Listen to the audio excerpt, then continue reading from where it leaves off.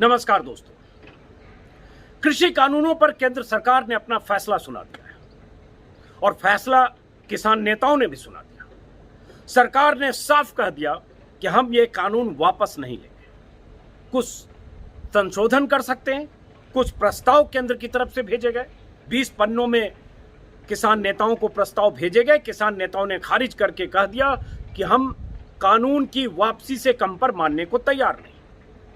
अब सबके जहन में यह सवाल है कि अब आगे क्या होगा। दिल्ली की सीमाओं पर पंजाब के अलग अलग इलाकों से आकर बैठे किसान कितने दिन तक यूं धरना प्रदर्शन करते रहेंगे? वो किसान जो पंजाब के जिले जिले से आकर, हरियाणा के कई इलाकों से आकर सिंघू बॉर्डर और टिकरी बॉर्डर पर बैठे हैं। हजारों किसान हजारों ट्रैक्टर्स के साथ लगातार संघर्ष कर रहे हैं, धरना दे रहे हैं, प्रदर्शन कर रहे हैं, खुले आसमान के नीचे सो रहे हैं और लगातार कह रहे हैं कि जब तक ये कानून रद्द नहीं होगा तब तक वापस नहीं लौटेंगे। आज उनके इस प्रदर्शन का या घेराबंदी का 15वां दिन है। वो किसान जो यूपी और उत्तराखंड के कुछ जिलों से आकर दिल्ली यूपी बॉर्डर पर बैठे हैं, दिल्ली से की तरफ आने वाली सड़क को, हाईवे को जाम करके बैठे, वो किसान अब कितने दिन तक यूं बैठे रहे? अगर सरकार के इरादे ऐसे हैं कि हम इस कानून को वापस नहीं लेंगे, अगर सरकार कल तक जितना झुकती हुई दिखी उससे ज्यादा झुकने को तैयार नहीं होती, तो किसान कब तक तने और डटे रहेंगे? ये बड़ा सवाल है। अब तक अगर किसानों की बात देखें, किसानों के बयान देखें, किसान नेताओं के तेवर देखें और किसानों की चट्टानी एकता देखें, जिसमें सेंध लगाने की काफी कोशिशें हुई सरकार की तरफ से। 40 किसान नेताओं की मीटिंग्स होती रही और अचानक 5 किसान नेताओं को बुलाने की कोशिश हुई अमित शाह की तरफ से, फिर 13 गए, लेकिन किसान अभी भी चट्टान की तरह सब एकजुट हैं और इसी ऐलान के साथ कि हम वापस नहीं लौटेंगे, हम आंदोलन वापस नहीं लेंगे जब तक सरकार कानून वापस नहीं लेगी। तो सवाल वही। तो मैंने कुछ किसानों से, लगातार आप मेरे वीडियो में देख रहे होंगे, दिल्ली के अलग अलग बॉर्डर पर जो किसान हैं, किसान नेता की बात नहीं कर रहा हूं, मैंने ज्यादातर उन किसानों से बात की जो पंजाब के अलग अलग जिलों में खेती करते हैं और 15 दिन से यहां आकर बैठे हैं। उन किसानों की बात अगर सुनेंगे तो वो आज भी साफ कह रहे हैं कि हमें अगर महीने, 2 महीने, 4 महीने भी बैठना पड़े, हम वापस नहीं जाएंगे। और कल किसान नेताओं ने कई बड़े ऐलान कर दिए जो आज तक इस देश में किसी ने नहीं किया। वो किसान नेताओं ने कह दिया कि हम अंबानी और अडानी के प्रोडक्ट्स का बहिष्कार करेंगे। किसान नेताओं ने कह दिया हम दिल्ली आगरा हाईवे, दिल्ली जयपुर हाईवे जाम करेंगे। तारीख भी मुकर्रर कर दी, देश के अलग अलग हिस्सों में आंदोलन का विस्तार करेंगे। लेकिन क्या किसानों के लिए इतनी लंबी लड़ाई मोदी सरकार से लड़ना, अगर ये लड़ाई महीनों तक चलती है तो मुमकिन है? ये सवाल आप सबके जहन में होगा। लेकिन इस सवाल का जवाब इसमें छिपा है कि 20 सितंबर को राज्यसभा में जब किसान कानून, कृषि बिल पास किया गया, तब जो तरीका था मोदी सरकार का, तब जो तेवर था मोदी सरकार का, और अब अगर इस 5 मीटिंग के बाद यह प्रस्ताव आना, तो झुकना तो है। सरकार ने यह माना कि उन कानूनों में खामियां थी और उसके कई मुद्दे, चाहे एसडीएम कोर्ट में डिस्प्यूट जाने का मुद्दा हो, चाहे कॉन्ट्रैक्ट फार्मिंग के कुछ मुद्दे हो, चाहे किसानों की जमीन को लीज पर लेने का मुद्दा हो, यहां तक कि सरकार की तरफ से कहा भी गया कि हम लिखित आश्वासन दे सकते हैं एमएसपी खत्म नहीं होगा। लेकिन किसान नेताओं को इन आश्वासनों के बाद भी उनकी चिंताएं उन 3 कानूनों में निहित है और वो बिना उन कानूनों को रद्द किए बगैर आंदोलन खत्म नहीं करना चाहते। तो मैं अभी कुछ वीडियो आपको दिखाता हूं दोस्तों।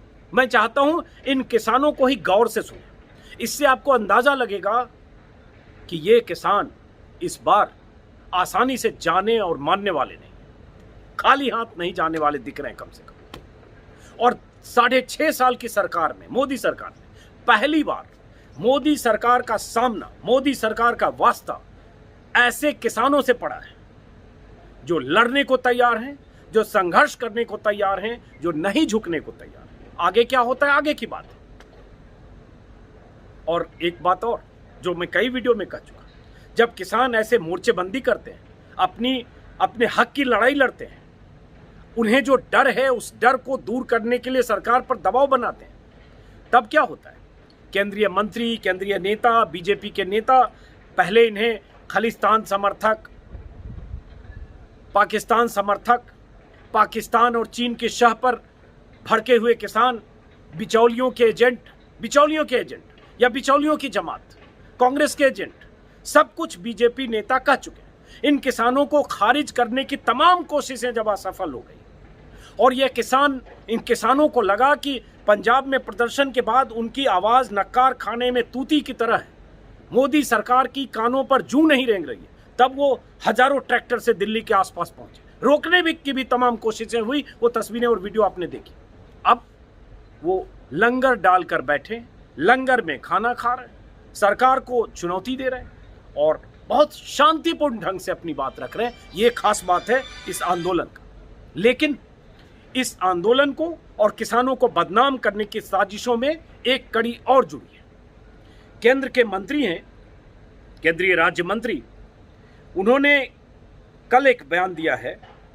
केंद्रीय राज्य मंत्री उपभोक्ता मामलों के हैं राव साहब दानवे। उन्होंने कहा है कि चीन और पाकिस्तान किसानों को उकसा रहा है। ऐसा ही बयान हरियाणा के कृषि मंत्री जेपी दलाल ने 5 दिन पहले दिया था। अब जरा सोचिए, जिन किसान नेताओं से मोदी सरकार बात कर रही है, अमित शाह गृह मंत्री बात कर रहे हैं, उन किसानों के लिए अगर ये सरकार के मंत्री कहते हैं कि चीन और पाकिस्तान की शाह पर है, चीन और पाकिस्तान उन्हें उकसा रहा है, तो मोदी सरकार की, प्रधानमंत्री मोदी की कोई जिम्मेदारी बनती है या नहीं? और अमित शाह गृह मंत्री है, सारी एजेंसियां उनके अंडर है। अगर ये इन किसानों के पीछे चीन और पाकिस्तान है तो लानत है गृह मंत्रालय पर, लानत है प्रधानमंत्री पर। वो एक्सपोज करें, वो बताएं, उनके सामने एजेंसी है, आईबी, रॉ से लेकर एनआईए तक है, जांच करके बता दे 5 दिन में कि इन किसानों के पीछे चीन और पाकिस्तान है, इन किसानों के पीछे शी जिनपिंग और इमरान खान है।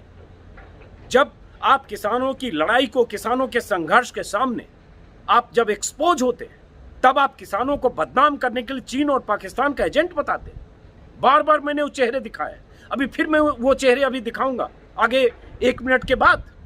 क्या इन किसानों के पीछे विदेशी ताकतें हैं? क्या कहना चाहती है सरकार? और हैरत होती है कि ऐसे मंत्री बयान देते हैं और उनकी सेहत पर कोई फर्क नहीं पड़ता। तो प्रधानमंत्री मोदी जी, अगर आप बात करते हैं किसानों से, आपकी सरकार बात कर रही है, आपके पास फुर्सत नहीं है, लेकिन बात कर रही है, तो कम से कम यह जिम्मेदारी भी बनती है कि आपके ऐसे बेलगाम मंत्री जुबान पर ताला लगाएं, इस तरह से किसानों को बदनाम करने की कोशिश ना करें। और अगर आपको लगता है कि इन किसानों के पीछे चीन और पाकिस्तान है, तो लानत है आपके पूरे सिस्टम पर।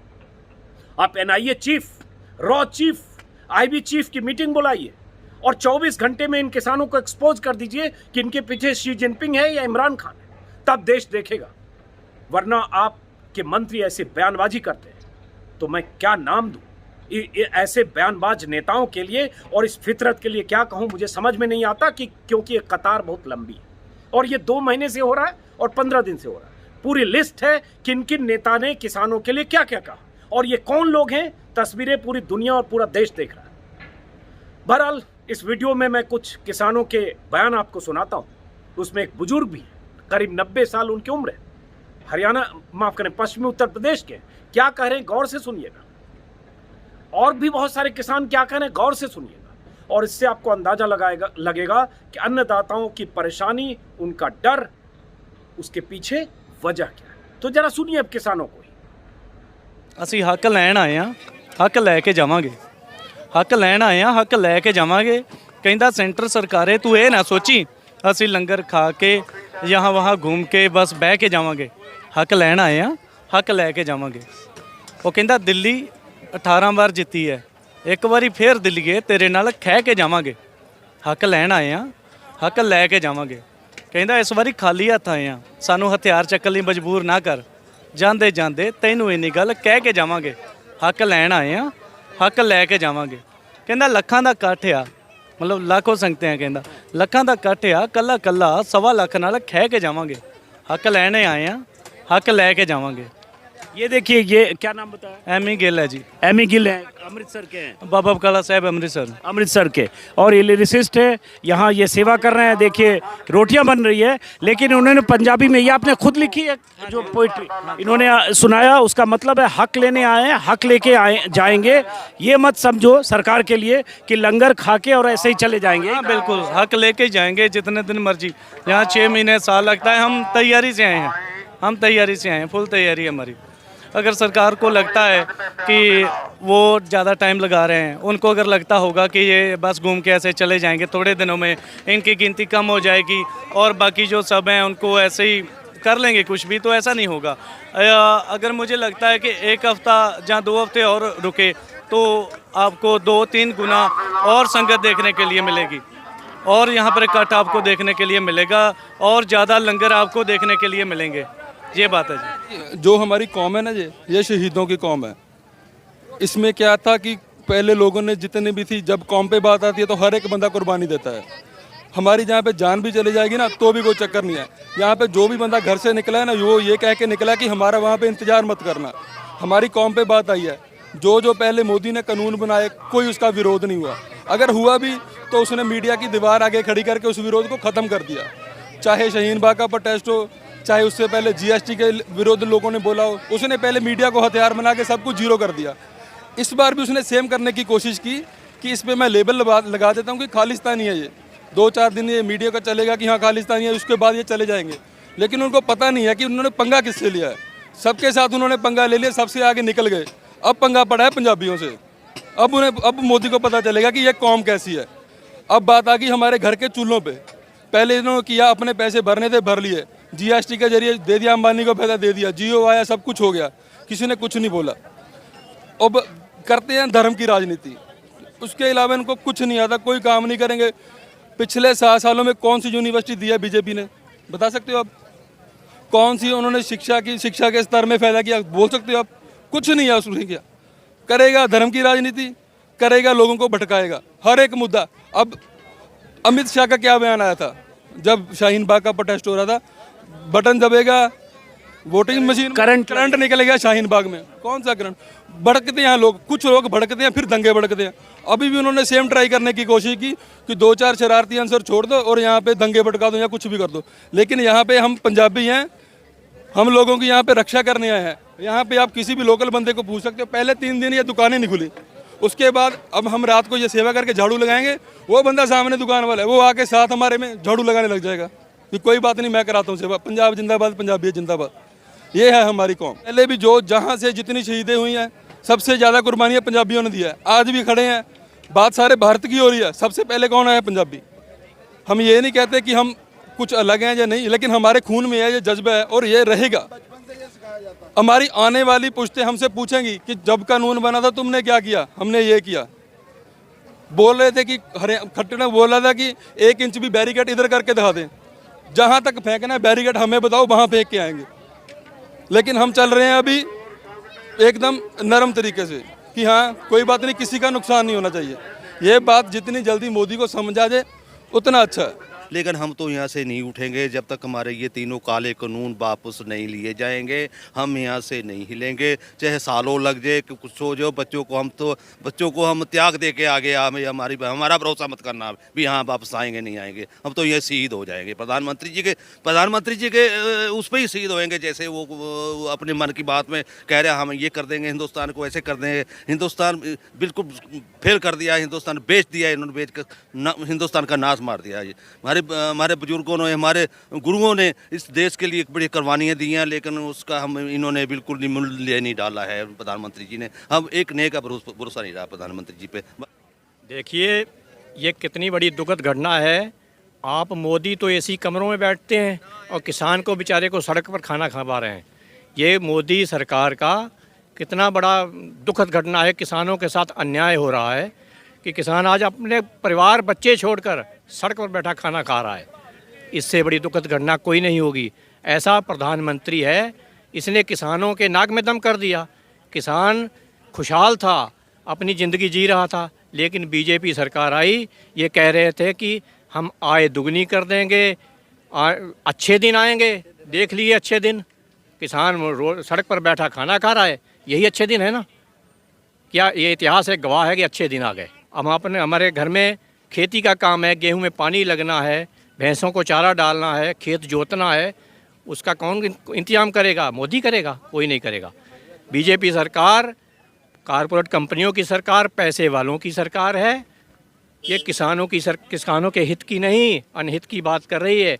और मोदी जी, मन की बात ना कीजिए, मन की बात नहीं, जन की आवाज़ सुनिए। अब ये जन की आवाज़ सुनिए आप। अगर आपने राज चलाना है, ठीक है, आप प्रदेश के प्रधानमंत्री हैं, तो किसानों का बारे में सोचिए। हमारी जो लागत मूल्य नहीं धान का निकल रहा, लागत मूल्य किसान गन्ने का नहीं निकल रहा, किसान मंडियों में पड़ा है 10-10 दिन से। तो कुल मिलाकर किसानों की बातचीत से साफ है कि किसी भी सूरत में जब तक सरकार कानून वापस लेने को तैयार नहीं होगी, तब तक किसान मानने को तैयार नहीं है। और 50 किसानों से मैंने बात की है, बल्कि सैकड़ों, किसी को भी सरकार की नीयत और सरकार पर भरोसा नहीं है। सरकार बार बार कह रही है हमारी बातों पर भरोसा करिए, लेकिन जिस ढंग से कानून लाया गया और कानून किसानों का कहना है कानून थोपा गया, उसके बाद से किसान अपने जिद पर अड़े हैं। ये रगड़ा चाह ही रहे हैं तो भाई रगड़ा तो हो गई, फिर नहीं तो लौट कर जाने के लिए मानने की भी अरे हम तो अपना भाई कफन भी साथ लेकर आए। और बात ही क्या, हम तो भाई जब लौटेंगे जब हम दिल्ली पर चढ़ाई करेंगे, दिल्ली देखेंगे हमारा वोट क्लब सही है क्या गलत है, उसमें हिस्सा हमारा भी है किसान का, दिल्ली में इनका ही नहीं है। जब से ये सरकार बैठी है, क्या हम दिल्ली जा नहीं सकते? दिल्ली सैकड़ों दफा देखी हमने, हर एक आंदोलन में आए हम, कोई आंदोलन ऐसा नहीं, वोट क्लब पर भी और जंतर मंतर पर भी। हमें जेल भेज दो, जेल भेज दो, फतेहगढ़ भेज दो, नैनी भेज दो, कहीं भी भेज दो, जेल भेज दे हम। ये इनमें दम है तो हमें जेल भेज दे, हम जेल जाने को तैयार। एक सड़क को तो मेरा गाँव ही बंद कर देगा कोई इंसान, जिस रोज खबर भेज दी। एक गांव की बात बता रही हूँ, एक कोई सी भी सड़क हमने ऐसी ऐसी जाम करी है जिसमें बंदूकों की पूरी धार लगी हुई थी। वोट क्लब पर हमने हो रहे हैं, वोट क्लब हमने अच्छी अच्छी सरकार झुका दी, यो झुकने को तैयार कैसा नहीं है, इसने क्या भांग पी रखी है। यदि हमारे मसले हल हो गए तो अच्छी बात है, नहीं तो हम एक ट्रक राशन का साथ लेके आए थे और बाकी के 2 ट्रक हमारे गांव से आज यहाँ पहुँच रहे हैं और राशन लेके। तो हम मोदी को एक ही बात बताना चाहते हैं कि जो बिल आपने कोरोना के चक्कर में फैलाकर पास किए हैं उनको जल्दी से जल्दी वापस ले लो, नहीं तो पंजाब से और हरियाणा से और पूरे देश से जो किसान आए हैं वो बिल वापस कराना जानते हैं कैसे कराने हैं हमने। यदि प्यार से बात बन गया तो ठीक है, नहीं तो हमको दूसरी तरह भी आता है। पंजाबी अपना हक लेना जानते हैं, कैसे हक हमने लेने हैं वो हमको अच्छी तरह पता है। यदि शांतमयी से मिल जाएंगे तो अच्छी बात है, नहीं तो हम दूसरी तरह से भी हक लेंगे अपने। जब तक हमारे किसान अध्यक्ष कुछ बोलते नहीं तब तक हम यहीं बैठेंगे।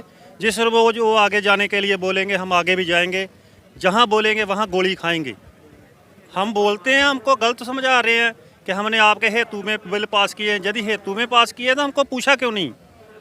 हमको पूछा किसी ने? किसानों को पूछा किसी ने? ये मोदी ये बता दे कि 1 किले में गेहूं का बीज कितना पड़ता है। 6 महीने 7 महीने साल भी ये मोदी च रह जूगा, ਅਸੀਂ ਇੱਥੇ ਬੈਠੇ ਰਾਂਗੇ। ਜਿਹੜੀ ਸਾਡੇ ਕੋਲ ਤੁਸੀਂ ਆ ਰਾਸ਼ਨ ਆ ਵੇਖ ਸਕਦੇ ਜੇ, ਇਹ ਸਟੋਰ ਭਰੇ ਪਏ, ਸਾਡੇ ਪਿੱਛੇ ਗਦਾਮ ਭਰੇ ਪਏ, ਸਾਡੇ ਕੋਲੇ ਇਹ ਮਠਿਆਈਆਂ ਦੇ ਲੰਗਰ ਚੱਲਣ ਦੇ ਆ।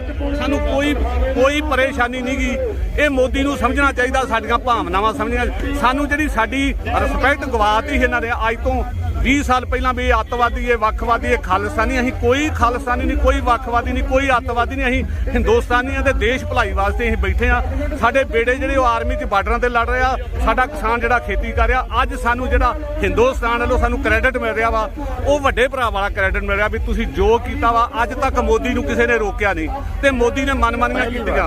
GST ਲਾਤੀ ਤੇ ਬੋਲਤਾ ਵਪਾਰੀਆਂ ਕੋ ਮਾਲੂਮ ਨਹੀਂ, ਮੈਂ ਤੇ ਇਸਕੇ ਭਲਾਈ ਦਾ ਕੰਮ ਕੀਤਾ। ਜੇ ਇਹਨੇ ਨੋਟਬੰਦੀ ਕੀਤੀ ਜਾਂਦਾ ਲੋਕਾਂ ਲੋਕਾਂ ਨੂੰ ਪਤਾ ਨਹੀਂ ਮੈਂ ਇਨਕੀ ਭਲਾਈ ਦਾ ਕੰਮ ਕੀਤਾ।